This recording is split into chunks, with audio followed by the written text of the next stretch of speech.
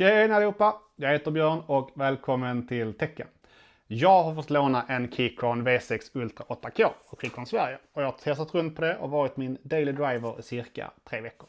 Det här är en av de 4 modellerna i Keychrons nya Ultra-serie och jag tycker att just V6 är lite extra intressant eftersom det är ett fullstort tangentbord med numpad och hela paketet. Vi snackar hot swap, vi snackar trådlös anslutning, riktigt hög polling rate och en ganska rejäl och schysst konstruktion. Jag har testat den i ett par veckor med allt från spel, lite webbutveckling till längre skrivpass. Jag har även gjort ett end-to-end latency-test för att se vad som är skillnaden mellan 1000 Hz och 8000 Hz på ett tangentbord med mekaniska brytare. By the way, om du vill ha fler svenska reviews av den här typen så får du gärna subba och gilla videon. Det kostar ingenting och det gör mig väldigt glad. V6 Ultra 8K är ett fullstort 100% custom mekaniskt tangentbord.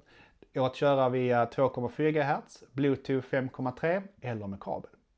Och tack vare CMK firmware klarar det 8K polling rate även trådlöst. Samtidigt som du kan få upp till 660 timmars batteritid. Så länge du vill stänga av alla blinkande lampor. Det har också byggt in flera lager av akustisk skum för att förbättra ljudprofilen. Och med Keychron launchern plus deras firmware som nyligen gjordes open source får du faktiskt ganska mycket frihet när det gäller anpassning. Keychron, de kör med 3 olika förlubrikerande silkepom-switchar. De kör med röda linjära, de kör med bruna och taktila samt banantaktila. Det är också självklart hot-swap-bara så du kan byta till vad du vill. Keycapsen är av ett double shot PBT-plast som betyder egentligen att de är inte blanka av olja fingrar och att legenderna håller längre än tangentbordet själv så du behöver nog inte oroa dig. Om du vill byta switcharna så stödjer de nästan alla 3-pins och 5-pins MX-switchar. De stödjer då Cherry, Gateron, Panda, hela gänget som det finns du kan välja på. Men det viktigaste är väl hur den låter så tänker jag skriva lite så lyssnar vi.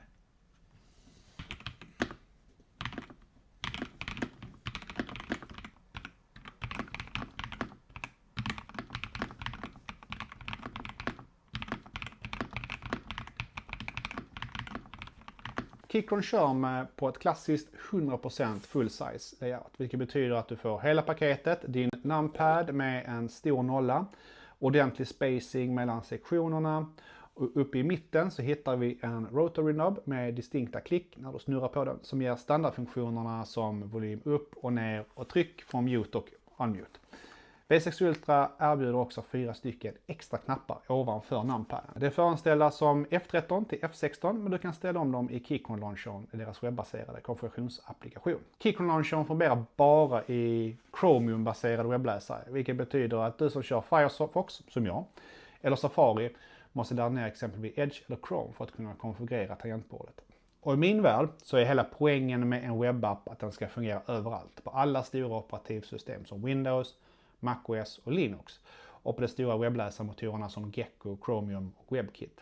Så visst, pluspoäng för att jag slipper installera en tung Keychron-mjukvara, men poängen försvinner direkt när jag istället måste installera en helt ny webbläsare. Speciellt när det är Chrome eller Edge.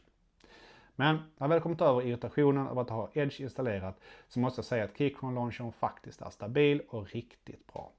I launchern kan du ställa in 4 olika layout-profiler. När du får din V6 Ultra 8K är den inställd på 1000 Hz polling rate för att vara kompatibel med äldre enheter. Vill du ha fulla 8000 Hz måste du ändra detta inne i launchern. Det går både via kabel och 2,4 GHz-läget. Men via Bluetooth är du låst till 125 Hz på grund av begränsningar i din anslutningstyp. Keychron har också något som heter Keychron Assistant som ger dig en funktion som kallas snabbstart. Den kräver en separat installation på datorn. När den väl är igång kan du få tangentbordet att öppna specifika program eller webbsidor automatiskt. Och såklart kan du även leka med bakgrundsbelysningen här inne. För att mäta input latency på tangenttryck till att datorn registrerar signalen använder jag en latency-mätare. I mitt test satte jag konnektiv tejp på en tangent på tangentbordet. När jag trycker på tangenten med mätaren registrerar den exakt när knapptrycket startar. Samtidigt har jag ett program igång på datorn som registrerar när knapptrycket faktiskt kommer in i systemet.